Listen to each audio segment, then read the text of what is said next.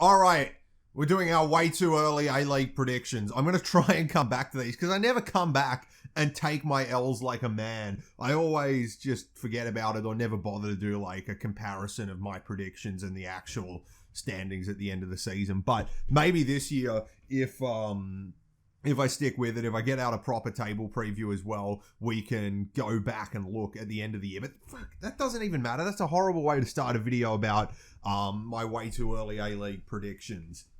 The way I'll start it is there's still a lot of off-season to go. We've got, basically 2 months till the A-League season starts. The transfer window's still open. A lot of business has been done by the clubs, but there is still plenty of business left to be done if any clubs wish for it to happen. So this, is not very definitive. And to make it more of a kind of out of touch, just guessing game, I haven't actually done any research. I'm just going off memory of what the clubs have done over the off season. So it might not even be who's actually made the best transfers. It might just be who's been the loudest in terms of making moves over the course of the off season. And of course, I watched a lot of the games last season. I've watched quite a few of the FA Cup games so far, and I'd say that I have a better grasp than a lot of people, but, obviously it's not some definitive, like, this is my prediction, put your money on it. Although, speaking of putting money, that's one of the things that I did have a look at, was the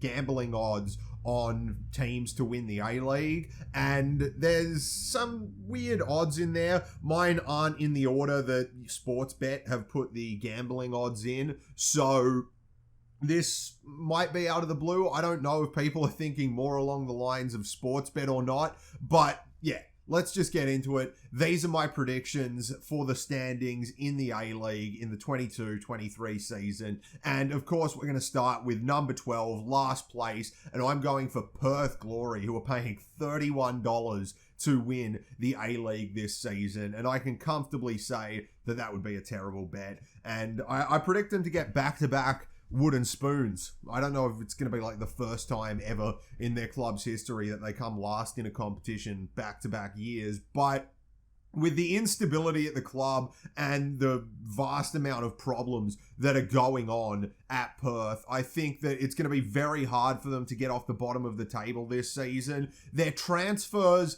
have been rather underwhelming. Maybe they could turn out good. We don't know with a lot of transfers. There's so many transfers in the league right now that we're just going to have to wait and see. But as I said, I don't think their transfers look the most promising out of all the transfers in the league. And their squad is really average or just bad to begin with. Like, people in Perth think Lockman is a good centre-back, which that might have something to do with Perth being a little bit backwards and inbred, but I think it's just because they've been starved of good football for a few years. So, they've got a crap squad. I don't really rate their transfers. They've got an inexperienced manager coming in to oversee the club. They're going to temporarily lose their home ground at the start of the season, and I think that the wooden spoon, it's not set on. There could be worse teams. I think they could at least improve on what they did last year, which should be pretty easy because they did fuck all. So it's not impossible for them to get off the bottom of the table, but I'm almost certain Perth aren't going to be doing anything towards the final stages of the season, at least threatening to win trophies and that. So, for me, Perth get the wooden spoon this season. Then, second last is going to be Newcastle Jets.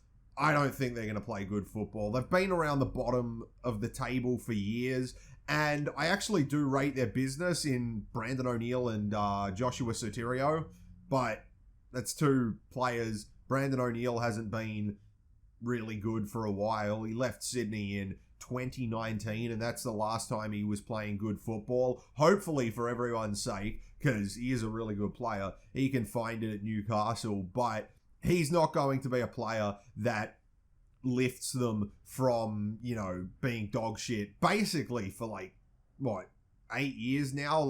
At least, they've been crap every season except for that 1 year they went on the run and got to the grand final. So I don't see them bouncing back. I don't think Arthur Papas is a good coach. They played some entertaining football last year, but they didn't really get too many results. They were still round the bottom of the table. I mean, they lifted themselves away from the wooden spoon quite convincingly, and they got into the FFA Cup, or the Australia Cup, where they looked pretty crap. But yeah, I don't really see them doing much this season. I think that there's definitely more potential for them to shock me and make a run for finals than there is for Perth, but I really don't expect it. So I would be shocked. I'm open to the possibility, but at the moment, I just think everything's looking a bit crap at Newcastle. They've got a few nice players, but I don't know how it's going to come together. I don't see it coming together to make, one powerful force that's going to lift them up the table. So Newcastle at second last, and since I mentioned it for Perth, they're paying $13 to win the A-League, and I mean, no, not at all. Like, if they were paying 500, maybe it's worth a punt because the league's a little bit, anything can happen. But $13, that's terrible odds. You bet on like a Premier League upset and get that kind of odds. So yeah, betting's bad for the most part, but betting on Newcastle is downright retarded. Then we move on to number 10, and you're either going to love or hate this, but it's Western Sydney Wanderers, who are at $11 to win the league, which is, again, no, not going to happen. And like Wanderers fans, I know you'll get in the comments, actually maybe you won't, my channel's been a little quiet lately, but usually when I talk about the Wanderers in pre-season, there'll always be at least one or two Wanderers fans yelling in the comments, changes bro, changes bro, changes! Like, how many times have we gone through this routine of Western Sydney signing a bunch of players unproven in the A-League or too old for the A-League, and then, falling apart really early on in the season? I think we have for at least the last 3 seasons, and honestly, I think they are at their worst yet.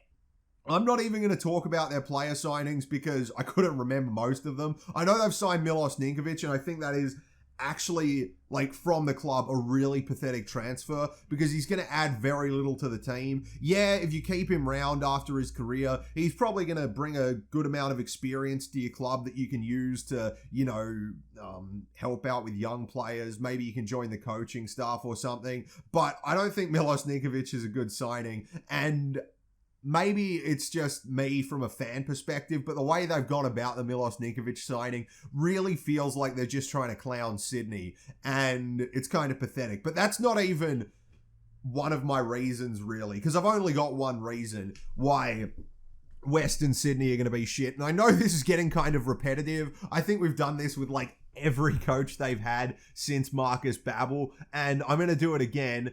They have a horrible coach. Probably worse. I would rather Carl Robinson than Mark Rudan, because Mark Rudan's got the biggest ego out of any coach in the league, and he's won nothing. Drama follows him wherever he goes, and he's a fucking maniac. Like, you just look at his... Okay, we'll start with the terrible coach thing, right? He has made finals in the A-League twice. He did it with Wellington, which was actually breaking a finals drought, which is pretty good. But they never looked like they were going to win finals. They were an entertaining side, but they never really looked too good. And what happened when he left Wellington? They went on to have the best season they've probably ever had in the A-League, the season after Mark Rudan left. And if it wasn't for Corona-19, they would have been in with a shot for winning the A-League final. So, I mean, he did get Wellington to 6, but within 12 months, they were challenging for the A-League title and Premier's Plate as well. So, maybe he set the foundations and he really is a good coach, but I really don't rate him. That Wellington side never looked like it was going to win anything, and Tale came in and turned it into a legitimate potential title-winning side that only got ruined because of Corona-19. And then Western United, I know he left them in the shit down in like 10th place, 9th place in the league or something, but in his first season, he did get them to 4th, but when he left Western United, it's fresh in everyone's memory. They literally did win the A-League ring. So congrats on getting them to the finals in their first season. He did build that team. He did get that team working. But again, they never looked like winning finals. And the year after he left, within 12 months, they did look like winning finals. They did bottle the Premier's plate, but that's not Rudan's fault. But they were in with a shot for both of them, bottled the Premier's plate, won finals. My point is, he's a terrible manager. I mean, those are just two stats that are kind of catchy and like, oh yeah, he's left 2 clubs and within 12 months they've been challenging for trophies. Like, that's the catchy thing. But for me, he doesn't pass the eye test. The teams that he's put together are bang average. And I think with Wanderers, a team that is already in shambles and is undergoing massive changes, he's going to struggle to get that shit working because nobody can. And I'd be really surprised if he could, because not only do I think that he's maybe average coach is a better word. Like, in terms of his management ability and being able to win as a footballing coach, he is average. But that brings me to the point that he's fucking insane. Like, he's got a history now of doing fucking mental shit. I mean, making a fake Twitter account is fine, but making a fake Twitter account to defend yourself, and aggressively too, not just to put some classified information out there, but to aggressively go in on a random person, is just, like, it is batshit insane. Like, I couldn't comprehend doing that because it is so mental. And then he also had the bullying allegations at Western United, and I don't know how true those were, but for someone that makes a fake Twitter account, I mean, you can imagine those things happening. And some of the things that came out about what Mark Rudan made one of his backroom staff members do were crazy. It was like washing dirty clothes and bed sheets, buying groceries, forcing him to call him the boss, work unpaid overtime. That's just a dickish thing. That's not really bullying. A lot of bosses do that. And verbally abusing him for like doing trivial shit. It's alleged, but I mean, someone that I think it is still alleged with the Twitter thing as well, but alleged.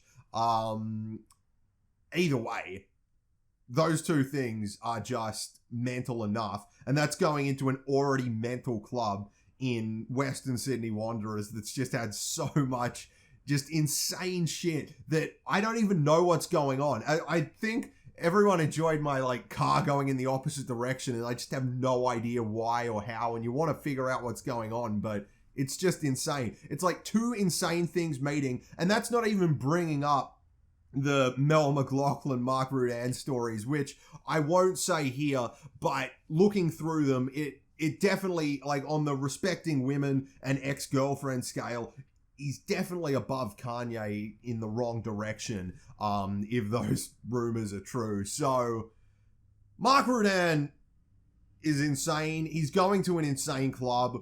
There's a lot of shit going on at Wanderers. I really don't think it's going to work out at Western Sydney because it never does. It's a routine and we're all used to going through it. I don't blame Wanderers fans for having a bit of hope because what else are you going to have in your pathetic lives?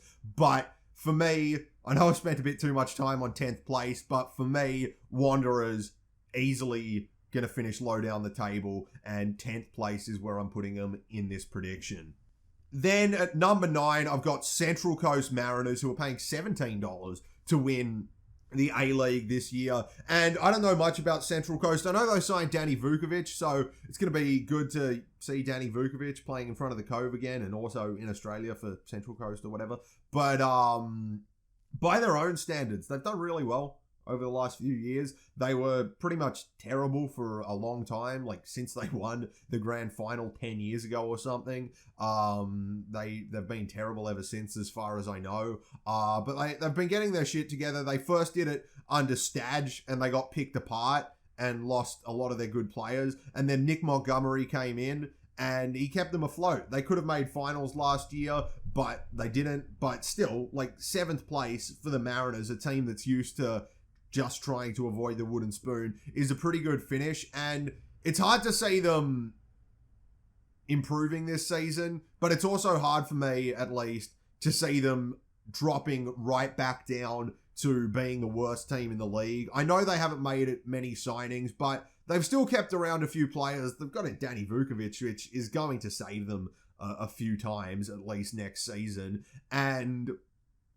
yeah, I mean, I don't rate them that highly. I mean, like, there's obviously a lot of chopping and changing that can be done. But yeah, my point with Mariners is I struggle to see them plummeting down the table and finishing bottom 2 and not getting many points and not winning many games. I think they're going to be one of those middle of the pack, maybe towards the end of the season, in with a shot for finals if it's quite a spread out like it was last year where there was like 6 teams in with a shot for the finals with like 6 games to go. I think they could potentially be in that hunt, but, you know, at the lower side. And yeah, I don't see them improving, but I don't see them plummeting either. So that's number 9, Central Coast. Then at number 8, I've got Brisbane Roar paying $26 to win the league. They're a bit of a wild card, but I kind of think I know what is going to happen with Brisbane this year.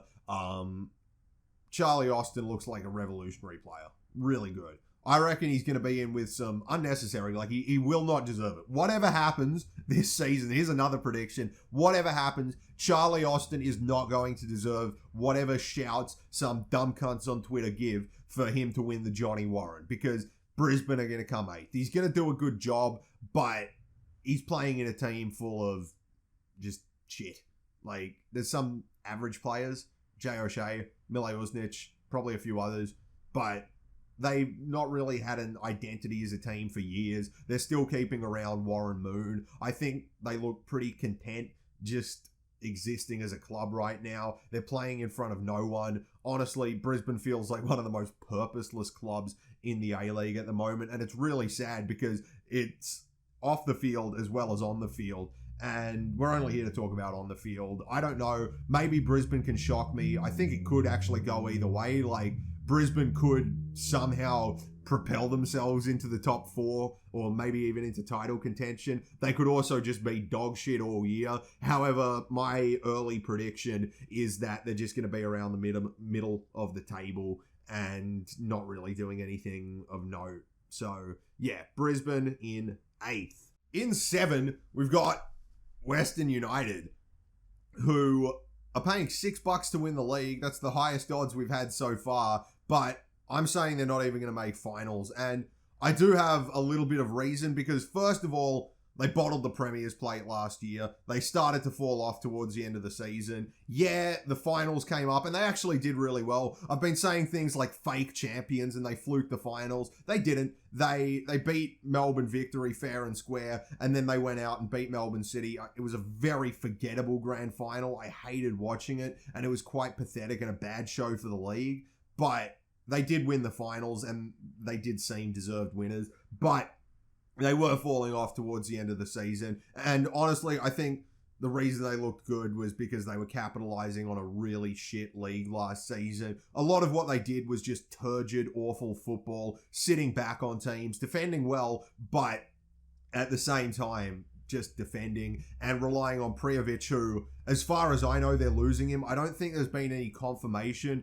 as to whether Prijovic is leaving or not. But from what I've seen on Twitter, so we'll see. But from what I've seen, he's not going to be playing for them this season. He hasn't played for them in the Cup yet. And he accounted for about half of their goals in the league last season from goals scored as well as assists. And that's just ridiculous to replace. Like, you see top European clubs with tens or hundreds of millions of dollars to spend fail to replace strikers that are that influential. And Western United, who are not an appealing club to join for any local striker, and probably not any foreign strikers either, don't look to have replaced him. It looks like they're going to be running with Dylan Wenzel-Halls, he's basically a Make-A-Wish kid.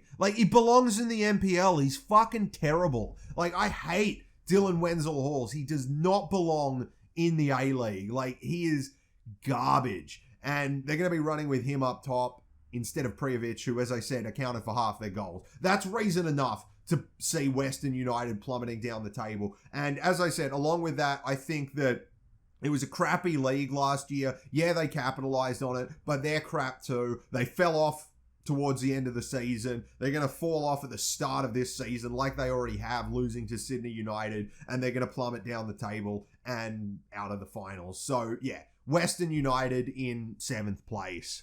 Then in 6th, I've got MacArthur, who are now cancer-free since Ante Milicic left the club. He was terrible. He was a pathetic cancer in that club. They had some decent players. I mean, they have Ulysses Davila, who, before he went to MacArthur, was arguably, if not definitively, the best player in the A-League. And he went there and he went fucking silent for a year, which is a tragedy because he's an entertaining player. And, I mean, he literally could carry Wellington. He could be the centerpiece of that Wellington side, and he was so enjoyable to watch. And under Ante Milicic, he did fuck all. Like, I'm sure he scored a few goals, but fuck all is an apt descriptor of Ulysses Davila on the field last season. So, yeah, I think just getting rid of Ante Milicic is going to put MacArthur in a far better stead. They're going to get that new manager bounce that a lot of clubs get with Dwight York, and they're going to start the season quite strong. That's my prediction, and we'll see how it pans out in the long term across the course of the whole season, but I think that they're going to be able to do enough. They've got a high quality of player in their squad, not Arzani, by the way, I'll get to that. But they've got a high quality of player besides Arzani in their squad, and I think that they're going to be able to use that to make finals, and I don't think they'll do much in finals. They're paying $950 to win the league, but yeah, I don't think they'll do much in terms of winning trophies, but they're definitely not going to be as shit as they were under Ante Milicic. That's just a guarantee. I fucking guarantee you. Here's a guarantee. A lot of this video, I'm like, we'll see what happens. The 3 guarantees that I can make you, shit cunts are going to be saying Charlie Austin, player of the season at the end of the year. Mark Rudan's a psychopath that's going to fail at Western Sydney Wanderers. And Ante Milicic was a cancer on MacArthur, and him just leaving is going to see them look so much better next season. So those are 3 definitive predictions. A lot of the numbering can be readjusted, but yeah, MacArthur in 6th. And, oh yeah, I was going to say, Daniel Arzani. Like, I get that he can drop some mad techers for about 15 minutes in an A-League game before he runs out of breath, but he's scored as many A-League goals as, like, Callum Neuenhoff or Patrick Yazbek or anyone that's got, like, 1 or 2 or something. He's either got 1 or 2 goals. Like, he played half a season in the A-League. He was supposed to be, like, one of the best players in the A-League, which he wasn't. Look, he's overrated, is my point. Actually, I think he's A-League quality, but, like, not top-tier A-League quality. Like, I think he's a very average A-League player, and people making something out of Arzani signing is bullshit, because all he's done is had a nice cameo at the World Cup, gone over to Europe, fucked his legs, and come back to Australia. So, Daniel Arzani, there's another guarantee. He's fucking shit. Anyway, moving on to 5th place. Wellington, who are paying the same odds as Perth to win the league. So if you're going to do like any big like league winners multis, throw in Wellington. I don't think they're going to win the league, but I think they are going to be a decent side this season because under Ufuk Talay, they have been incredible. They have been hampered by Corona-19, hampered by other clubs consistently picking up their best players, yet since they've got Ufuk Talay in, they've just kept on kicking. And I think with the return home, the return to normality for Wellington, they're going to kick on and make finals this season. I think they're going to be good. They've made some decent signings. Barbarouses and Ugarkovic both look impressive to me. I think Sydney completely misused, not Ugarkovic, or, well, another Sydney side did, but Sydney misused Costa Barbarouses as a striker. He shouldn't be relied on for goals. If you play him out wide, he's rapid as fuck, he's creative as fuck, and he can pick you up some goals as well. But you need a striker there, and if Wellington use a striker and have Barbarouses out wide, roaming free, then I think they're going to be a good side. Same with Ugarkovic. He was a good midfielder before he went to Western Sydney. They completely destroyed his career, and I think we'll get it back on track with Wellington because they're under good management. They're a good side, and they consistently have been. And then the foreigners they've brought in, this is the only like signings I Googled because I remember noting in my head like, oh, Kraev looks like a good signing, and yeah, I'm excited to see him. He's played at a high level in Europe, not like the highest, but he's been around Europe, looks like a good player, and Wellington's recruitment over the past few years has actually been quite good, so I trust that Kraev will be a decent player. And then they got a Brazilian guy as well who is also looking good, and both of those players are like 25 years old, and I think Wellington have actually excelled at that massively. It's like picking up these like 25-year-old gems that are like entering the peak of their career as marquee or visa players, and they come in and they just look awesome for them. So yeah, I think Wellington have recruited well. They've got a great manager. They're going back home, so that's going to give them a boost, being able to play 13 proper home games this season. And their only really big loss is Sandoval, who, yeah, it's a big loss, but they've lost bigger. They've lost Davila, Krishna, and Liberacio Kakacha, and plenty of other players over the last few years, and they've just kept on kicking. So for me, Wellington, I think actually will make finals. I'm not prepared to say that's like definitive or anything, but I do give them a good shot for sure of making finals. Then we go to the top four, and I'm definitely going to be readjusting this top four because even I think this is a little bit crazy, and we're just going to have to see how things pan out because, yeah, I really don't know about this.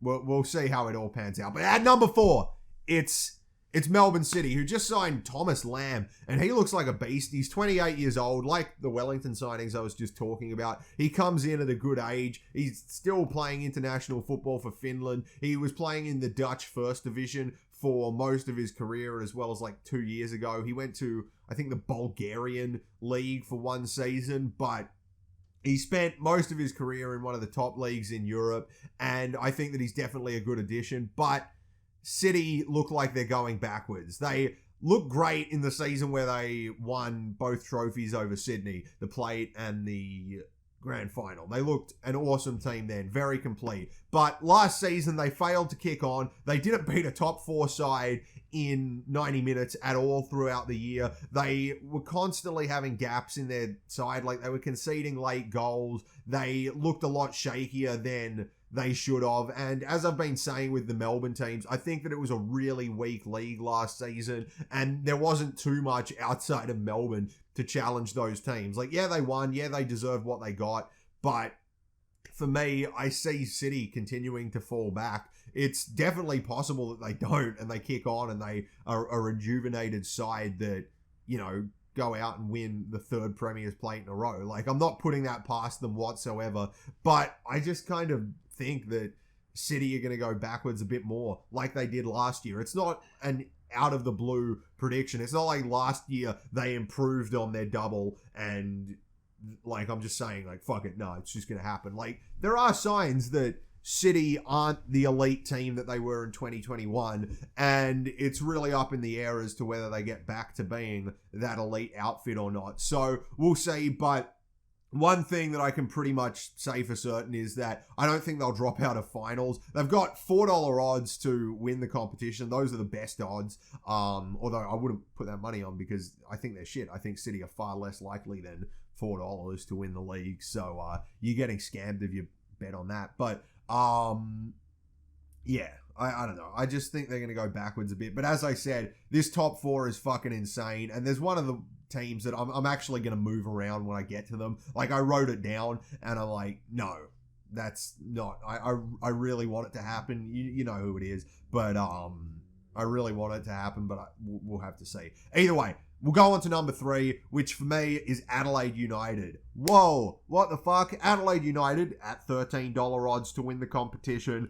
They're going to finish above Melbourne City and grand final winners Western United. Yes, because like the bald guy, Varys, shut up, don't say the bald guy. I loved Game of Thrones. I still love A Song of Ice and Fire. But either way, as Varys said in Game of Thrones, the big fish eat the little fish, and him being Adelaide, just keep on swimming. They're a solid team. They're boring as fuck. They're not going to win anything. I feel like they could come closer than they were last year to trophies, but yeah, they're just going to be there. They're going to win some games. They're going to lose some games. They'll upset some big teams. They'll lose to some shit teams. They've got Craig Goodwin, who on his day is easily the best player in the league. They've got Ibasuki as well, which is actually a bit of a change because they're going into the season with a striker that can score goals until the 60th minute when they sub on Blackwood, and then anything can happen. They've kept a lot of the midfield and the defense together. I think there's been a lot less movement in the Adelaide side than there has been in previous seasons. Like, a lot of the time throughout the off season, it seems like they're just losing average players and quickly getting in average players to replace them, and it works, but stability's good. They've also had what's his name? Oh my God, Carl Vart. I thought I was going to forget their coach's name. They've also had Carl Vart for a while, and he's not an incredible coach. He's, you know, he's just there, and he's doing a job for Adelaide. They're getting where they need to in terms of finishing in the league, and I think that they're going to do that again. I think that their stability is going to be key to their success this season, and they'll end up coming third above Melbourne City. Although, as I said, all of this can change, so we'll see. But I think Adelaide have stability, and they will finish in the top four. And then we move on to, there's two teams left, Melbourne Victory and Sydney FC. I'm sorry for doing this. Like, I'll explain myself when I get to first place, but at number 2, it's Melbourne Victory. It looks like they've improved over last year. At times last year, for most of last season, I thought they were the best team in the league, but they did have some fucking crazy moments. They lost to Perth at home. Like, so did Sydney. But yeah, they did have some crazy moments. They weren't the most consistent team in the league. But actually, no, they weren't most consistent, but I don't know. I feel like they were consistently the best team in Australia. Well, more consistently than Melbourne City and Melbourne Western United. They were the best team in Australia. Honestly, I don't even know why I've put them second. They're going to win the league this year. They brought in Nani to a already phenomenal side filled with really good players in the A-League, like Jake Brimmer, Chris Ikonomidis, the defenders that they've got. I can't even remember their fucking names. One of them's the one that he had at Perth, right? And there's Jerry there, maybe. Roderick Miranda, that's the other defender. Look, they're a good fucking side. Tony Popovich, as funny as it is that he chokes finals consistently, is a good manager. He knows how to win in the A-League. He's the most successful manager in the league at the moment. And really, even though I've put them number 2 here for some fucking reason, I think that, yeah, they're going to be very hard to beat. They're $5 odds to win the league. And yeah, I think they're going to be really good this season. Hopefully not, but they are a really good side. And the only reason I put them second behind Sydney FC, who are paying $7.50 to win the league, is shut up. No. I mean, the thing is, right, if Sydney's signings work out the way I want them to, then we win the league. But I'm a deluded cunt, right?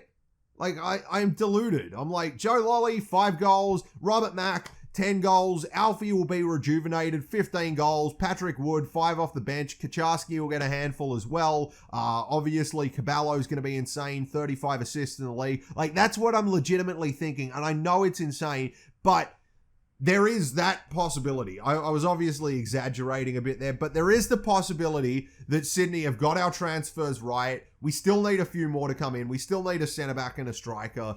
Alfie could work, theoretically, but we definitely need a centre-back. Jack Rodwell's not going to work there. James Donachie's not going to work there. We still need a centre-back. But, yeah, theoretically, like, Rodwell, I don't rate him too highly as a signing, but surely we can't have signed a player who spent most of his career in the Premier League and somehow at 31 years old he's worse than Paolo Retre. That's not, or even with Paolo Retre. He has to at least, when he plays, be better than Paolo Retre, right? Oh, fuck. Bratton's going to be like a new signing too. That'll be good. We get Bratton back. That was definitely one of the big reasons why we weren't successful last year, is playing that fucking crayon Mustafa Amini. Crayon? No, I was trying to think of like an insult because he's got an afro, but like, why would I even insult him? He put in a lot of effort. But he was shit. So getting Bratton back is going to be massive. Yazbek should also take a step forward. He looks like a very good A-League player. He could jump up to top tier, I think, this year if he plays consistently and plays well. So, yeah, I think our midfield's looking pretty good. We just need a centre-back and a striker. And, look, this has gotten ridiculous. The top four, I have no fucking clue where to put Sydney because surely we can't not make finals again. We've gone out, and unless our signings are complete fucking duds, we're going to improve. So we're going to get into the finals. But I honestly just can't see it being a little improvement. But it is insane also to expect us to go from 8th to 1st. But then at the same time, every A-League season for like the last, 5 years, some teams come from the depths of the league to challenge for trophies. I mean, it happened last year with Western United, the year before with Central Coast, probably the year before with someone else. Perth basically did it. They weren't making finals consistently and they turned it around immediately. And yeah, I'm just expecting Sydney to be that team this year. So that is my table predictions. I'm going to run through it again. I'm going to show it to you in a list form, and this is the list. Number 1, Sydney FC, #believe. Number 2, Melbourne Victory, because they're actually going to be the best side in the league. Number 3, Adelaide, because they are quite stable, and I think that they're going to do well. Number 4, Melbourne City, I think they're going to take a step backwards like they did last year. Number 5, Wellington. They've got a great manager and some decent signings, as well as the fact that they're returning home. MacArthur, number 6. They've got rid of their club's cancer and Ante Milicic, and they're going to be free to actually play good football instead of turgid garbage football. Western United, they were a terrible team to begin with. Fluked the A-League finals. I know I said I'd stop saying it, but they fluked it. They're going to come 7th. They also lost Prijovic, who made up nearly 50% of their goals in the league last season, goals and assists. Brisbane at number 8. I think they're an average side, but they've got Charlie Austin, so maybe they'll be a cut above the rest of the average sides outside of the finals. Central Coast, I don't see them falling into obscurity this quickly. I think that they'll do decent this year and pick up some decent results. They're a solid club. They're quiet, but they go about their business and get things done now. And I don't see that going away. So Central Coast in 9th. Western Sydney Wanderers in 10th. Mark Rudan's an erratic egomaniac, psychopath, terrible coach. And please don't make fake accounts and comment on my streams anymore, Mark. It's really annoying. I mean, yeah. Then 11th, Newcastle. Don't see them doing much. Really a meh team in a bad way. Like, not meh as in like they were decent last year, meh as in they were crap last year, and I don't think they've improved enough. And 12, Perth, because their clubs are shambles, their signings are a mystery, and they don't even have a home ground for the first part of the season after being munted by Corona for a couple of years. So those are my table predictions. I'm going to revisit them almost for sure before the season starts, because I want to do my not way too early. Like, the next ones will be my definitive, like, I will actually believe what I'm saying table predictions. These were more just of a general guide of, like, what I'm thinking. So stay tuned for that. I'll probably do that as late as possible because I want to actually try and get it right. And then hopefully we can come revisit this maybe at the midway point of the season and then at the end of the season as well. So thanks for watching. This has been a lot longer than I expected. It probably didn't need to be this long. So if you've stuck through with all my babbling and bullshitting, thank you. Let me know your table predictions in the comments. You don't have to go on a 5-minute rant in between each one. You can just do it in list format. That's actually how everybody in the world prefers to get their table predictions. But yeah, as I said, I hope you have enjoyed this. It's content to fill your day, right? And yeah, I'll see you guys next time I make a video. Thanks for watching, and Joe Lolly's gonna win the Johnny Warren medal. No, not really. That's not a prediction. Just trying to end it positively. See ya. I'm not even walking out.